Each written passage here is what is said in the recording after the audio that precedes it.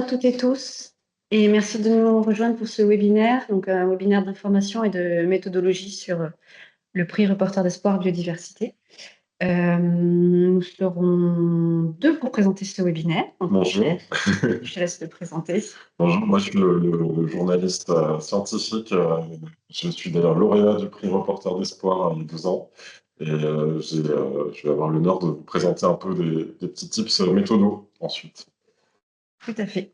Et moi, je suis donc Floriane Vidal, je suis la responsable des programmes de Reporters d'Espoir. Et je coordonne notamment le Lab Biodiversité, dont je vais parler juste après, et dans lequel s'inscrit ce prix. Une petite précision, il y a une partie présentation puis une partie question. Pendant la partie présentation, les micros, les caméras sont coupés, mais pendant la partie question, vous pourrez bien sûr les ouvrir sans souci. Et en attendant, vous pouvez tout à fait mettre des messages dans le chat si vous avez des questions pour la fin. Elles seront relayées par l'équipe Reporter d'Espoir. Je vais partager mon écran. Hop.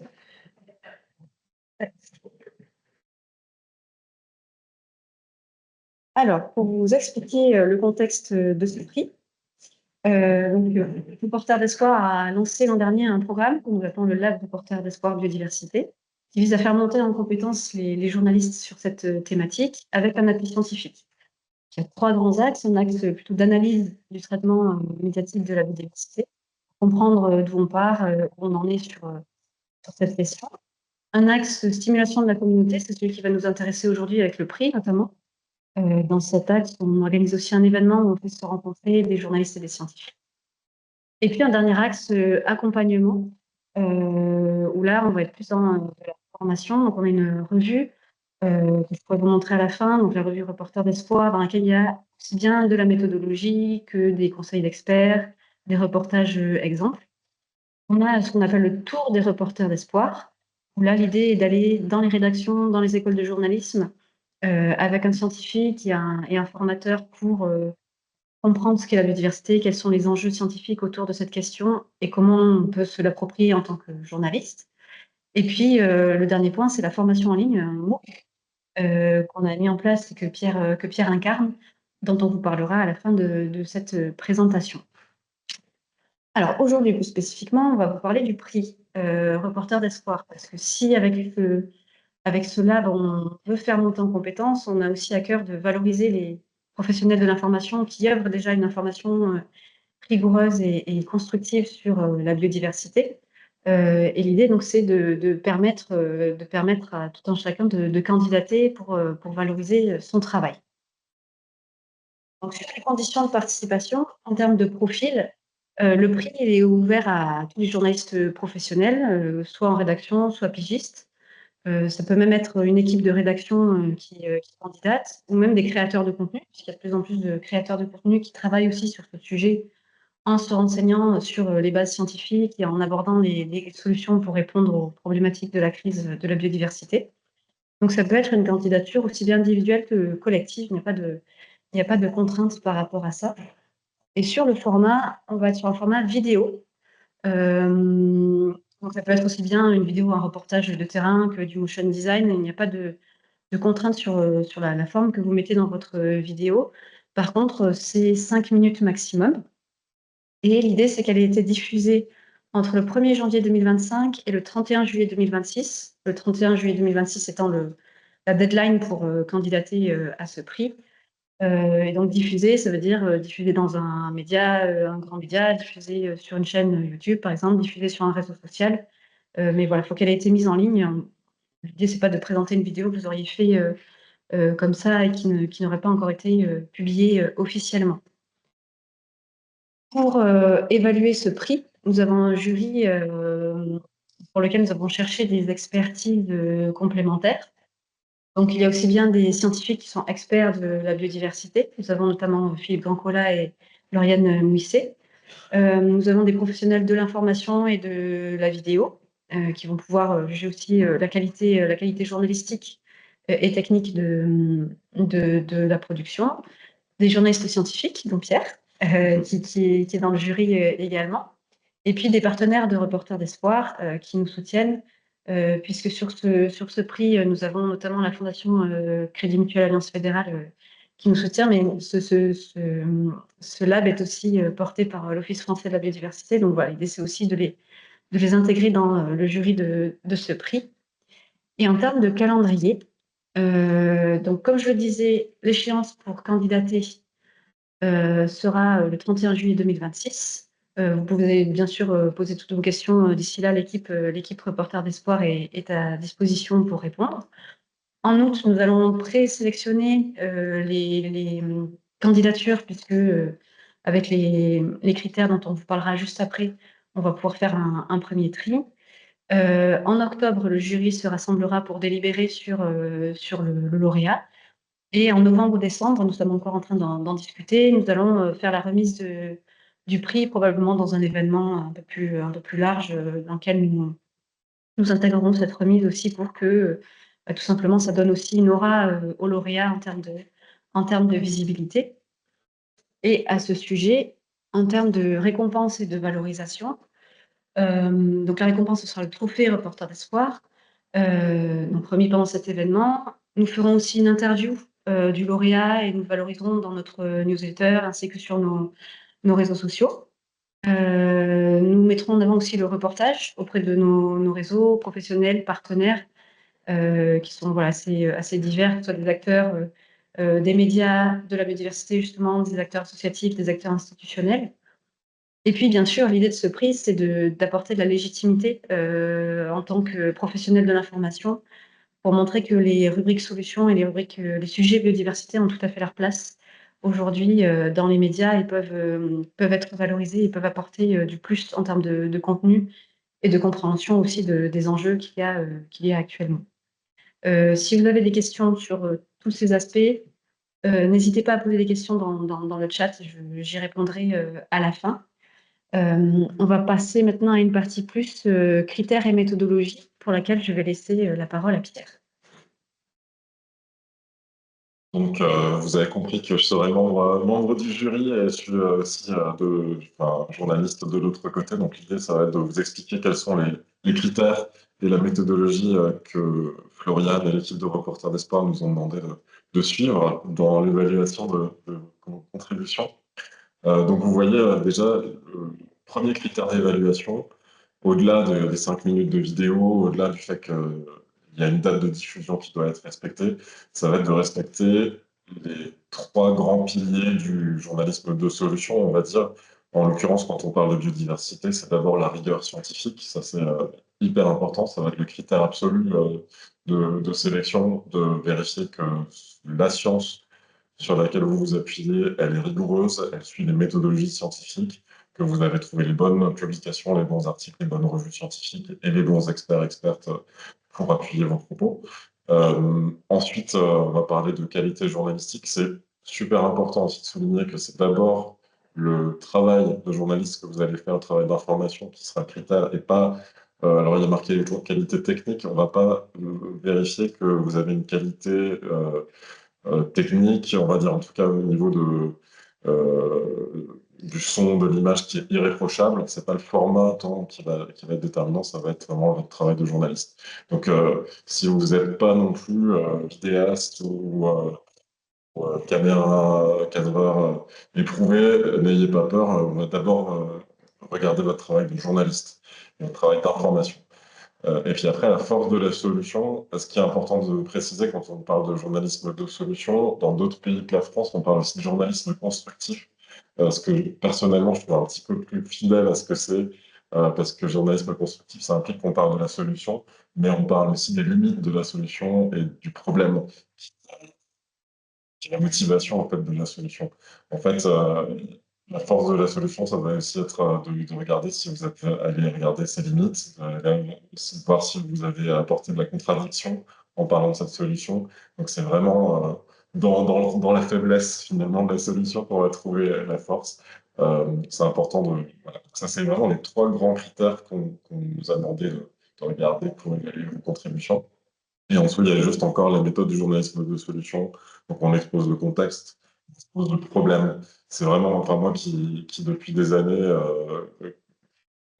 l'habitude de parler ma pratique du journalisme, en parlant de journalisme de solution, de journalisme constructif, c'est vraiment le truc qui revient sans arrêt de dire mais vous faites un journalisme niais, vous parlez que des trucs des bonnes nouvelles, etc. Non, le journalisme de solution, c'est pas un journalisme de bonnes nouvelles, c'est un journalisme où on part d'un contexte et d'une problématique pour ensuite aller voir des solutions et aussi la remettre face à ses limites. On ne parle pas des solutions pour dire que tout est parfait et qu'on a trouvé la réponse absolue, la recette universelle. Si c'est le cas, c'est qu'on a mal fait son travail de journaliste en général. Donc voilà, on représente la réponse, on raconte une histoire de personnes qui portent cette solution, de scientifiques qui avancent vers des connaissances sur cette solution.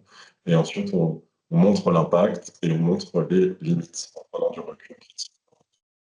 C'est vraiment hyper important parce que quand vous allez, voilà, si c'est la première fois que vous pratiquez le journalisme en vous demandant d'aller chercher des solutions, euh, pensez vraiment à prendre le recul critique pour en parler. Et on va peut-être prendre juste un exemple concret. Je propose de prendre l'exemple de la microforêt qui nous a pas mal occupé avec Floriane de Reporters d'Espoir ces derniers mois, parce qu'on est allé faire un tour de Reporters d'Espoir sur la biodiversité du côté de Bordeaux. C'est pour ça que j'ai pris un article de Sud-Ouest pour vous illustrer cet exemple concret. Donc le titre, c'est il y a 3 ans, la première microforêt urbaine à Bordeaux. Euh, et donc le principe de la microforêt tel qu'il est décrit dans le journal Sud-Ouest, c'est de montrer que le 9 mars 2021, la ville plantait sa première microforêt urbaine sur un ancien parking de Bordeaux Sud débitumé pour résister aux canicules et réintroduire la biodiversité. Donc là, on a déjà le contexte et l'idée de la solution, résister aux canicules, réintroduire la biodiversité, biodiversité, climat et vivant. Et ce projet s'inscrit, alors ça je ne voulais pas copier sur le slide, mais ce projet, l'article continue en expliquant que le projet s'inscrit dans le cadre de Bordeaux Grandeur Nature, un projet qui a été lancé par la mairie en 2020, de nouveau des éléments de contexte, et que depuis, 9 microforêts ont été réalisées, et 4 autres verront le jour en 2024. Donc c'était un article de fin 2023 qui prenait un peu de recul sur ces microforêts. Mais malgré tout, quand on était à Sud-Ouest avec Floriane et l'équipe de Reporters d'Espoir et des scientifiques de l'INRAE et du CNRS, les journalistes nous faisaient part de justement pour remettre en perspective ces solutions de microforêts donc c'était il y a quelques mois juste avant les municipales et de ces solutions avec les méthodes du journalisme constructif, du journalisme de solution. Donc la question, c'est comment est-ce qu'on part de là, comment apporter plus de science, plus d'éclairage aussi sur les enjeux de biodiversité dans le traitement de ce sujet qui est finalement hautement politique. Et finalement, quand on commence à se poser ces questions-là, on découvre des histoires qu'on ne soupçonnait pas, qu'on peut raconter, que ce soit dans la presse quotidienne régionale ou dans les grands médias. C'est absolument génial parce que notre boulot de journaliste, c'est évidemment de trouver des histoires qui racontent des enjeux à travers des humains, à travers de l'animal, à travers du végétal. Et donc, ce qu'on leur a conseillé de faire, c'est évidemment de faire ce qu'ils font le mieux, c'est-à-dire d'aller à la rencontre de la population de Bordeaux, d'observer eux-mêmes aussi, de se mettre aussi dans la posture finalement quasiment du chercheur, chercheuse, pour observer ce qui se passe et de recueillir des témoignages et des indices. Ça, évidemment les limites de la microforêt, mais au-delà de simplement l'angle de solution qu'ils avaient déjà. Le deuxième conseil qu'on leur a donné, c'est de se rapprocher des scientifiques. C'est absolument crucial quand on cherche à parler d'une solution, quand on veut faire un reportage sur l'état des connaissances, mais aussi qu'on veut parler des limites qui sont finalement qui étaient très portées par l'opposition municipale à Bordeaux au moment où on y était. C'est important de cherche sur le sujet. Donc, d'aller voir ceux qui sont à Bordeaux, par exemple, mais aussi au-delà, en recherche, aussi au-delà des frontières, consulter la bibliographie qui est disponible en ligne, pour aller voir ce qui se passe au-delà de Bordeaux, qui a finalement assez peu de recul à ce moment-là, parce que c'est un modèle qui occupe beaucoup de personnes. Et qu'il faut penser sur le long terme. Donc, il faut vraiment se plonger dans la méthodologie scientifique pour aller voir l'impact. Et je pense qu'on peut passer à la slide suivante. L'impact, il se voit vraiment sur le long terme et notamment sur les micro-forêts. C'est un concept qui a été inventé dans les années 1980. 45 ans de recul, plus de 45 ans de recul, par un japonais, un scientifique japonais qui s'appelait Akira Miyawaki, l'Université nationale de Yokohama. Il y a évidemment en France l'INRAE, le CNRS, et puis tout autour de nous, en Italie par exemple, l'Université de Perugia qui a beaucoup travaillé sur le sujet des microforêts. Ça leur permet d'ouvrir leur chakra de journaliste et d'aller voir ce qui se passe au-delà. Là, vous avez un schéma que j'ai piqué à Reforest Action parce que je trouve que c'est assez chouette. Ils ont fait ce schéma des 3 étapes clés du développement des microforêts, depuis la friche, on va dire en 1, qui va durer 5 ans finalement. C'est ce qu'il faut vraiment se dire quand on aborde ce sujet-là. Pendant 5 ans, c'est la phase d'implantation où il ne va pas se passer grand-chose. Et finalement, 10 ans, on commence, que vous voyez sur votre écran. Et c'est seulement au bout de 10 ans qu'on va commencer à faire l'impact en atteignant une forme de maturité écologique. Et l'impact, il va venir bien après, en phase 3. Au-delà des 10 ans, on va commencer à voir des arbres, des végétaux qui reprennent vraiment possession des lieux, qui vont trouver un certain équilibre avec de l'animal qui va être plus en équilibre aussi et en symbiose avec le végétal, avec les micro-organismes. Vous voyez aussi sous le sol, sous la surface visible, vous voyez les racines sur ce schéma qui se développent et qui accueillent aussi toute une biodiversité invisible pour nous qui passons dans les rues de Bordeaux, par exemple, ou de Yokohama. Donc ça, c'est hyper important d'avoir conscience de ça, de prendre, quand on veut mesurer l'impact, de prendre le recul sur la solution qu'on est en train de traiter en tant que journaliste. Donc, quand on admet ça, finalement, on comprend que les résultats en 4 ou 5 ans, à l'échelle d'un mandat politique, ils sont impossibles à voir, que la microforêt, au début, elle est encore très loin d'être autonome. C'est le principe qui avait été proposé par la municipalité jusqu'ici à Bordeaux, c'était de dire qu'elle est toujours dépendante de l'arrosage artificiel. Il y a beaucoup d'arbres qui meurent, il y a une mortalité importante du végétal aussi. Le sol n'est pas encore enrichi, comme vous le voyez sur la droite de l'écran.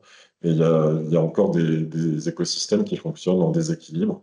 Et notamment des plaintes des riverains qui voient beaucoup d'animaux liminaires, ceux qu'on a appelés dans le passé les nuisibles, se multiplier. Donc ça, c'est quelque chose qui est automatique quand on commence à mettre en place cette solution. Une biodiversité renforcée, des écosystèmes qui fonctionnent de manière autonome et en équilibre, mais c'est encore une fois seulement à partir de 10-15 ans qu'on va voir ça se mettre en place. Et au bout de 10-15 ans, il y aura un entretien beaucoup plus faible, il n'y aura plus besoin d'arroser de manière artificielle. Et surtout, c'est des quartiers, des microforêts qui seront qui vont commencer à bénéficier à la population alentour, qui va pouvoir, par exemple, trouver de la fraîcheur, mais aussi peut-être des aliments, si on a mis en place des arbres nourriciers. Beaucoup de bénéfices, et c'est une solution qui peut avoir un impact fort, mais pas à l'échelle d'un mandat politique. Et ça, c'est vraiment ce recul du terrain et ce recul des sources scientifiques qui vont vous permettre de le voir. Donc encore une fois, on continue à dérouler cet exemple concret, mais ce que j'ai envie de vous montrer à travers la microforêt, c'est que l'essence de notre métier de journaliste, qui est pour moi le terrain, plus la dimension scientifique, quand on parle d'un sujet comme celui-là, qui touche à la biodiversité et au climat, c'est absolument crucial pour aller au-delà de l'aspect simplement solution, pour voir l'impact de la solution concrètement et pour voir ses limites. Euh, donc ça, c'est vraiment quelque chose, essayer de voir ce réflexe-là dans le sujet que vous avez proposé au prix. Donc, un autre exemple de solution à impact limite, pour Arte et pour ma chaîne YouTube, parce que moi, je bosse à la fois sur Arte et sur YouTube, et ça, c'est un sujet que j'ai traité sur les deux. Et voir Fabrice Desjours, que vous voyez à côté de moi là sur cette photo, qui a lancé une association qui s'appelle Forêt Gourmande, en Bourgogne, et il a à la fois créé une agroforêt, qui était le sujet de cette vidéo YouTube, où il a justement, en maintenant 20 ans, planté des arbres de manière ciblée qui étaient nourriciers, c'est-à-dire que tous les végétaux de sa forêt qu'il a plantés sur une surface agricole, sur une ancienne prairie, ont pour but de nourrir les humains. C'est-à-dire qu'il a retrouvé des anciennes plantes, des anciens végétaux qui existent en Europe, et il les a tous plantés en forêt. Et donc, il en ressort des aliments. Et ce sujet-là, et celui que j'ai fait sur Arte aussi par ailleurs, il est très intéressant aussi par rapport à ce que je vous ai dit avant, c'est qu'on se rend compte, quand on va le voir, qu'on manque encore aujourd'hui cruellement de données sur à la fois l'impact carbone, donc l'effet sur le climat, pour résumer. On sait que les sols, d'une manière générale, plutôt les sols dans un parc, sur une surface agricole ou sur une forêt, ils stockent naturellement du carbone. On n'a pas vraiment de données sur des systèmes comme les microforêts ou les agroforêts. On n'a pas non plus de données très fines sur l'impact en matière de biodiversité, qui est notre sujet aujourd'hui. On ne sait pas si la biodiversité est plus riche dans une agroforêt, dans une microforêt, dans une agroforêt, pardon, dans une microforêt, on le sait parce qu'on a ces 45 ans de recul dont je vous parlais avant, mais dans une agroforêt comme celle de Fabrice, on ne le sait pas encore de manière très fine. Donc les scientifiques, et notamment des scientifiques de l'INRAE que j'ai commencé à suivre, euh, sont très mobilisés sur cette question-là. Et enfin, la question cruciale de l'impact en termes de biomasse alimentaire, donc savoir combien d'aliments on va pouvoir vraiment ressortir en quantité de ces agroforêts, il est aussi très méconnu. Donc, c'est des choses qu'on commence tout juste à mesurer et à relever. Donc moi, je vais faire d'ailleurs un suivi, pour continuer à faire un suivi de ce sujet-là pour suivre justement l'impact de la solution à long terme. Et c'est aussi un conseil que je vous donnerais si vous vous attaquez à ces sujets de solutions biodives, c'est d'angler au maximum vos sujets, poser une question que je regarde, qu'on a écrit avec Pascal Espoir et Corentin Dubourg et Lijba, qui vient juste d'être lancé, ce MOOC pour bien informer sur la biodiversité. Si vous ne connaissez pas encore, je vous conseille d'aller le consulter et le suivre pour vous accompagner vers ce prix. Merci beaucoup, Pierre. Oui, le MOOC va vous donner des idées à la fois de contenu, déjà comprendre bien ce qu'est la biodiversité, quels sont les enjeux qu'il y a derrière. On n'imagine pas toujours quand on découvre le sujet. Avoir des idées de format aussi. Il y a plusieurs interviews de professionnels qui partagent des conseils pour envisager d'autres formats. Et puis voilà, apprendre aussi à s'organiser si c'est un sujet que vous voulez travailler plus régulièrement, pouvoir vous organiser avec aussi le quotidien. On sait que c'est pas toujours évident sur des sujets un peu complexes comme ça de travailler sur un temps court. Là, l'idée, c'est aussi de penser à un travail sur le temps long pour envisager une information de qualité. Alors, je mets juste cette slide voilà, à la fois pour remercier à nouveau nos partenaires, donc la Fondation Crédit Mutuel, Alliance Fédérale et la Fondation Léa Nature, qui nous soutiennent pour organiser ce prix. Vous avez aussi nos coordonnées. Si jamais vous avez des questions sur les mois qui viennent avant de candidater, vous pouvez me contacter pour que je vous réponde sur ces différents aspects. Et je vais juste rappeler, j'arrête le partage. Juste rappeler, comme je le disais au début, donc il y a la revue Reporters d'espoir qui permet de s'inspirer. Enfin, voilà, il y a des idées d'angle aussi qui sont disponibles aussi sur notre site. Si jamais vous avez besoin de des idées, on parle, je sais pas, biodiversité santé, biodiversité économie, biodiversité politique, vous pouvez aller vous inspirer sur notre site et dans notre revue. Et voilà, l'idée, c'est aussi à travers toutes ces actions de pouvoir vous inspirer et rentrer progressivement dans le sujet pour pouvoir en envisager toutes les possibilités.